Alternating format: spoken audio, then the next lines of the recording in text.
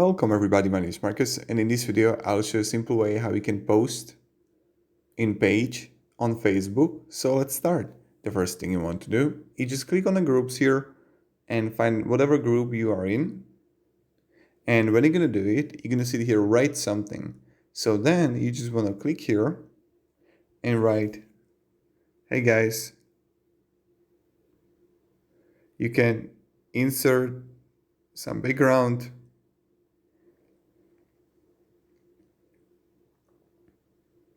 Hey guys, thanks for being here.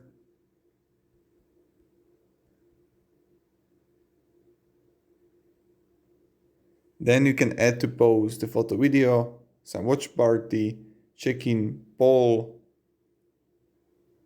3D photo, whatever.